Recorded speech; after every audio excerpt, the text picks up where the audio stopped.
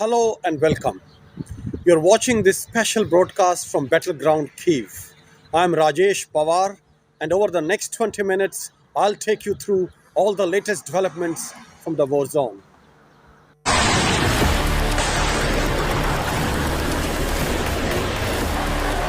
Russian hellbirds wreak havoc on Ukraine. After Kherson and Kharkiv, it's now Mariupol. Relentless strikes bleed both cities. Besieged, Mariupol refuses to surrender.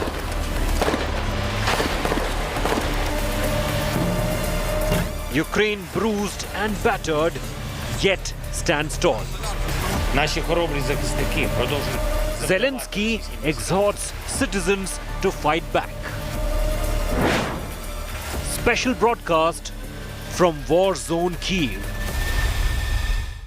Russian forces are going all out to capture the port city of Mariupol and have reportedly even entered the heart of Ukraine's fifth largest city.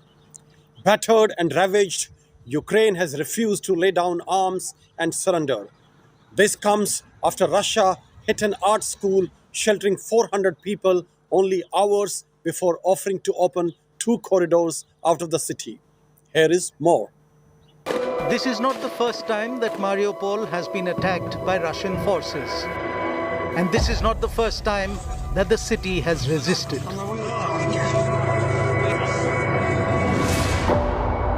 Russia tried to annex Mariupol in 2014 when it ate up Crimea and supported an uprising against Ukraine in the eastern regions of Donetsk and Luhansk. Russia needed Mariupol to connect Crimea with the pro-Russian regions. What Russia could not achieve in 2014 is what it is trying to get in 2022. And if not then, Putin's army is ready to lay waste this city of Ukraine now. Mariupol in southeastern Ukraine is a business hub, exporting coal, steel, machinery and grain. Mariupol has large iron and steel works as well as ship repairing units and fish canning factories. The city lies along the estuary of rivers, 10 kilometers from the Sea of Azov. A large fishing fleet used Mariupol as a base with a dredged channel leading to the open sea. Mariupol was home to some 450,000 people before the Russian bombs began falling on the city. Russian forces have totally encircled the city. There is no electricity, no water, nor gas. Under constant attack, the people of Mariupol spend most of their days in shelters and basements, rarely coming outside.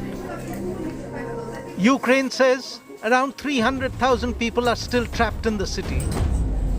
Food and medical supplies are running out, and they say that Russia is blocking the entry of humanitarian aid to Mariupol.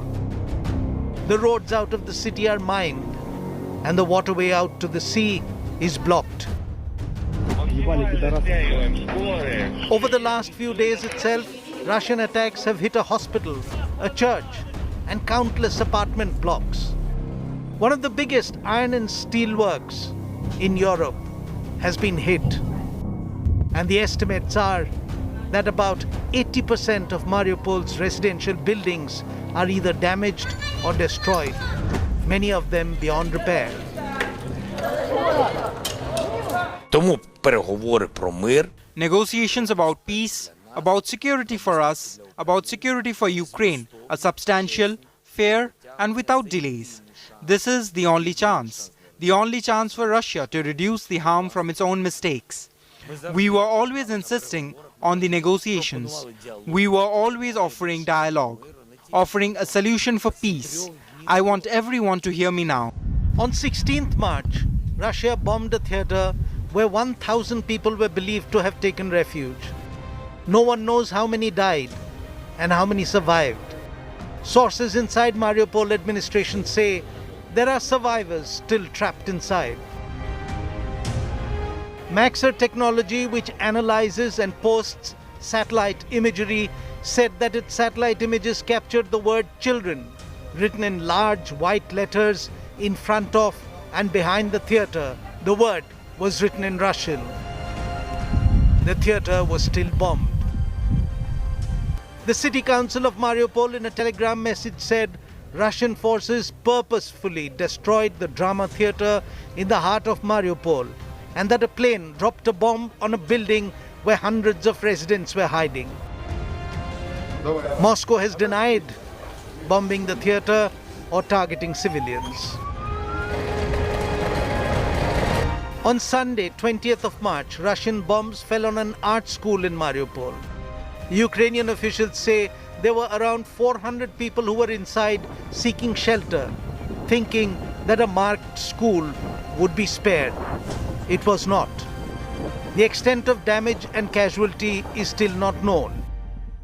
Наші хоробрі захисники продовжують. Our hearts are broken by what Russia is doing to our people, to our Mariupol, to the Donetsk region. Досягне сотні одиниць. They are under the rubble, and we don't know how many of them have survived. Сотні танків, тисячі But we know одиниць. that we will certainly shoot down the pilot who dropped that bomb, like about other 100 such mass murderers whom we already have downed. І багатолітні війни у Чечні. According to news agency AP, the dead in Mariupol are being buried in mass graves. There is no other option left, and the dead include children. The bodies of children all lie here, dumped into a hastily dug narrow trench in the frozen earth of Mariupol, reports AP. There is 18-month-old Kirill, whose shrapnel wound to the head proved too much for his little toddler's body. There is 16-year-old Ilya, whose legs were blown up in an explosion during a soccer game at a school field.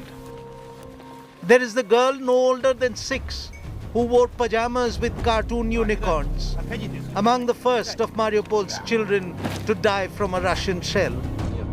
AP reports there are other dead bodies as well, not just the young, but older ones. Workers toss the bodies as fast as they can, because the less time they spend in the open, the better their own chances of survival. Death stalks Mariupol. Days ago, bombs rained down on a hospital, one of several medical facilities that seem to have been directly targeted. The cost in civilian lives keep mounting. The woman on the stretcher died, and a child was delivered stillborn.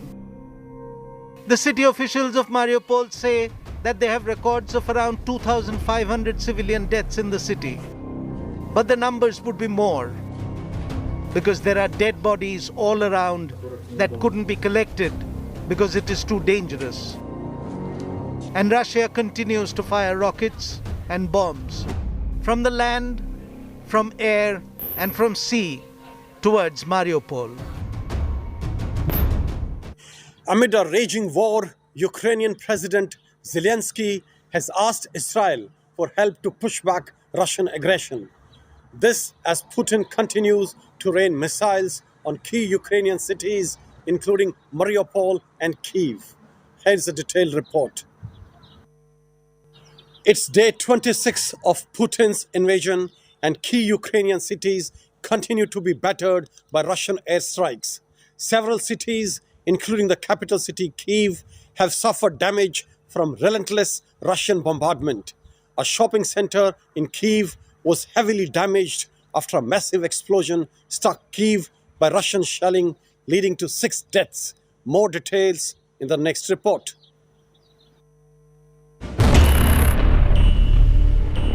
A shopping mall on fire, schools shelled, and multiple airstrikes. Ukraine continues to face the unsparing onslaught of Putin's war machine. With the Russian invasion of Ukraine entering its 26th day, the blood is continuing to flow on the streets of Kyiv, Mariupol, and many other cities and towns spread across this big country. Several buildings in the capital city of Kyiv have suffered damage from relentless Russian bombardment in the last 24 hours. A shopping center in Kyiv was heavily damaged after a massive explosion struck the capital city by Russian shelling, leading to at least 6 deaths. Images on your screen show the deadly aftermath of that attack, while rescuers continued to save residents.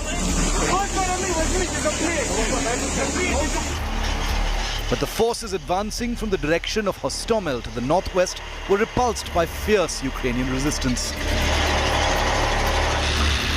The Russian forces have made an all-out assault on the port city of Ukraine's Mariupol with multiple airstrikes. The western Ukrainian city of Rivne witnessed 2 massive missile strikes on a training ground captured on night camera. The port city of Odessa too has witnessed huge destruction due to shelling from Russian naval artillery. But Ukraine continues to mount a counterattack on Russian forces. The country has refused to back down even after 26 days of constant battering. A Russian warship, for instance, was targeted by Ukrainian forces, leading to a huge explosion off the coast of Odessa.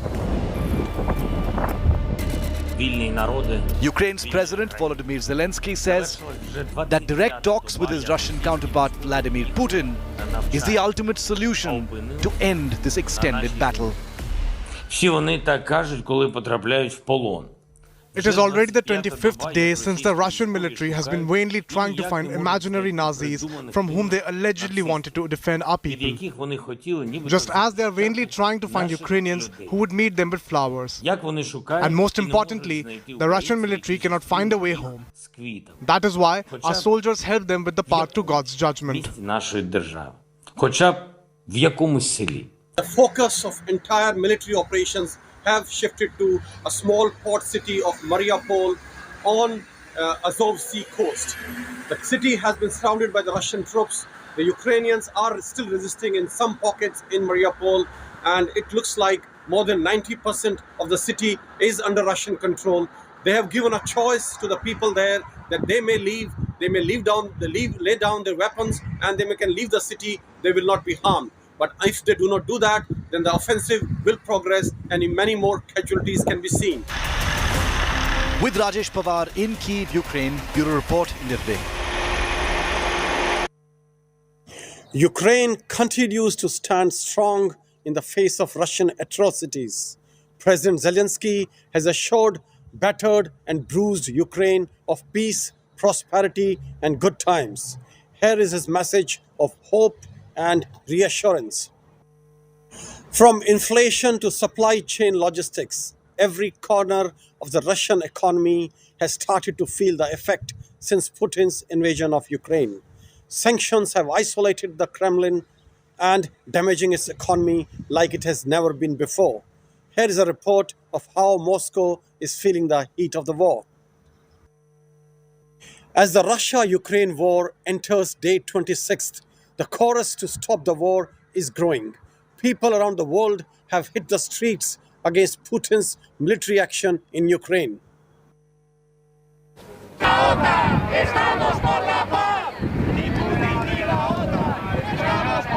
The chorus is growing to stop the war. The world protesting Putin's military action in Ukraine. Hundreds protested in Madrid and marched against Russia's invasion of Ukraine, holding placards seeking peace and chanting slogans against Russian President Vladimir Putin. Protesters marched to Puerta del Sol in the Spanish capital. I am against Putin's war that is only destroying and causing the death of innocent people. I want the war to end as soon as possible. Pro-Ukraine rallies were also taken out in Switzerland and Armenia's Yerevan, where protesters slammed Russian offensive. At the Kukuriki-Koslovichi border crossing point, a convoy of trucks has already stretched for over 30 kilometers. Protesters are blocking heavy trucks coming from Russia and Belarus with supplies for the invasion army. Similar scenes were also seen in Ukraine's Kherson, controlled by Russia, and in Kakoka region.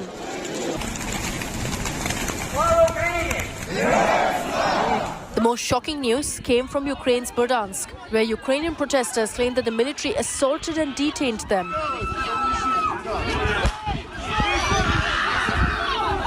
Meanwhile, many Russian nationals bitterly opposed to the war are fleeing their country to escape hounding and legal persecution for joining unsanctioned anti-war protests. Many are heading to the United States and are stuck at the US-Mexico border. Bureau Report, India Today. That's all the time we have for now. We will continue to bring all the latest news and updates from Ground Zero.